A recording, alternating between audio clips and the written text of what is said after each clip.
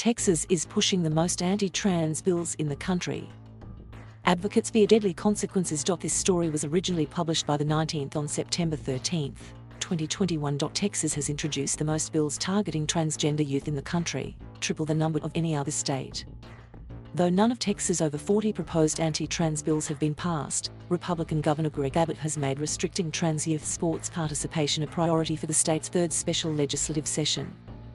Local and national LGBTQ+ advocates worry that regardless of whether the bills pass, the language in and around them that characterizes trans girls as boys will spur violent, potentially deadly attacks and worsen mental health among an already vulnerable population. We just have a fraction of the data and can see that we're in crisis, said Victoria Kirby York, Deputy Executive Director of the National Black Justice Coalition. It's past epidemic, and these state legislatures are making things worse. Across the United States, 35 trans people have been killed so far in 2021, per the Human Rights Campaign. At least 4 of those deaths took place in Texas, which has one of the highest known populations of trans people in the country and has reported the most trans killings of any state. This year is expected to be the deadliest on record for trans Americans, amid overall rising homicides that coincided with the coronavirus pandemic. The longer we have conversations that dehumanize and rob the dignity of trans Texans, these numbers will continue to rise, Emmett Schelling, Executive Director for the Transgender Education Network of Texas, said at a protest late last month. As greater numbers of anti-trans bills have been introduced across more states within the last 2 years, more trans homicides have taken place in those states.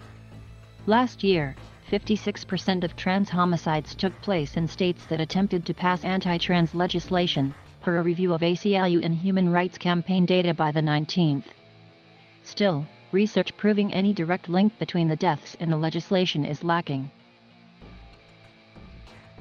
Christina DeYoung, an associate professor at Michigan State University who studies violence against trans people, said that advocates worried about rising trans homicides due to anti-trans bills have valid concerns, but we just don't have enough data to know for sure.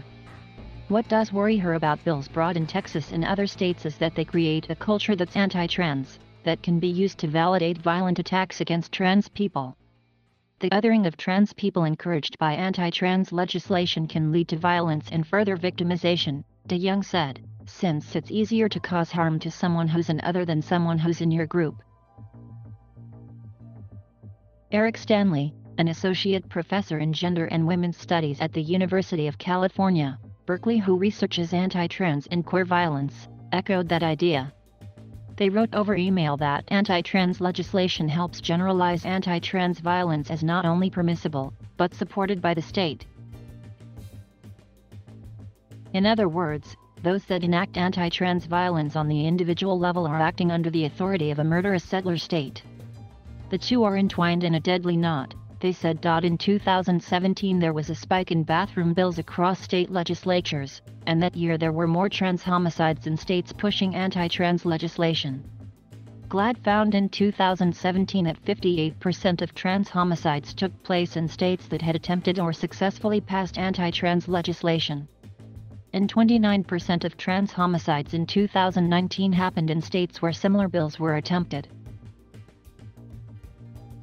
But there are complications to these trends. In 2018, there was only one recorded killing in a state that had brought any anti-trans bills.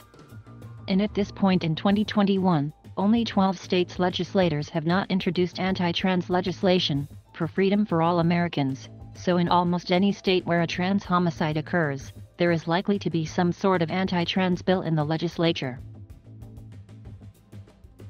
But while there are lingering questions of causality related to homicides, experts agree that anti-trans legislation can worsen mental health among a population that already struggles with greater risks of suicide and is more likely to struggle with anxiety or depression. In May, crisis hotline Trans Lifeline saw a 72% increase in calls from Texas area codes compared to the previous year, while anti-trans bills similar to those proposed in the state's special session were being considered.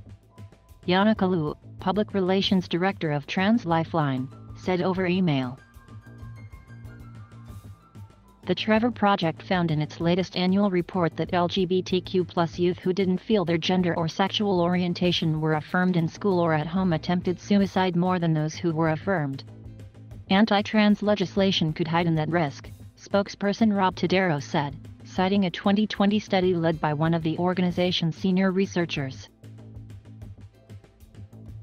Many of the bills going through Texas aim to classify gender-affirming treatments like hormones and surgeries as child abuse and ban puberty blockers provided by a physician. Others legislate the sports teams that trans girls can and cannot play on. At least 29 of the bills introduced in Texas are currently active, significantly more than any other state. Kirby York said that proposed legislation to restrict gender-affirming care, which has so far only passed in Arkansas and was blocked in federal court, is most feared for causing self-harm among trans kids, since over half of trans and non-binary youth surveyed by the Trevor Project considered suicide in the past year. Trans adults who can't access hormones and other transition care also report higher rates of suicide attempts and ideation, per a 2019 Williams Institute study. And Texas is not likely to be the last news-making state in terms of restrictions against trans people. Beyond this legislative session, advocacy groups like the Human Rights Campaign are preparing for anti-trans bills to keep piling on for the rest of the year.